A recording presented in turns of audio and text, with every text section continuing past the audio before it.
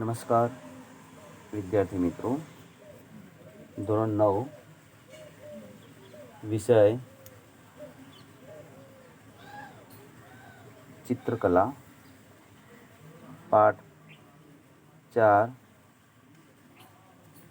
ગુજરાતના શિલ્પ સ્થાપત્યો. પ્રશ્ન 1.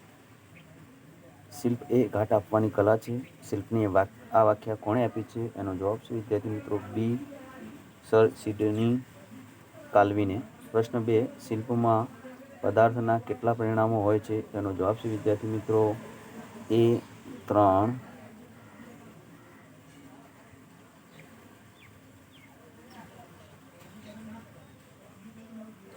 પ્રશ્ન 3.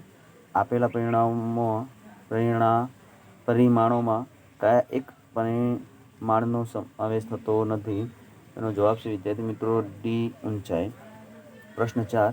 જે શિલ્પને કોઈપણ એક બાજુથી ઘાટ આપવામાં આવ્યો હોય તેને કેવું શિલ્પ કહેવાય? એનો જવાબ છે વિદ્યાર્થી મિત્રો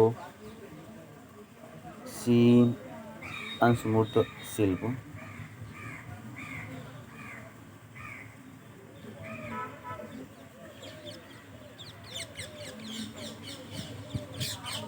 પ્રશ્ન 5.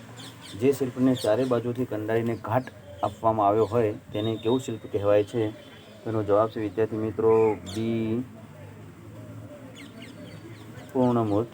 પ્રશ્ન 6. દેવીઓના શિલ્પને કેવું શિલ્પ કહેવામાં આવે છે? તેનો જવાબ છે વિદ્યાર્થી મિત્રો સી.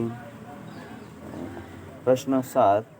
નગરના ચોક કે જાહેર માર્ગ પર મૂકવામાં આવેલી પ્રતિમાઓના શિલ્પને કેવું શિલ્પ કહેવાય? તેનો જવાબ છે વિદ્યાર્થી મિત્રો એ. પૂર્ણમૂર્ત.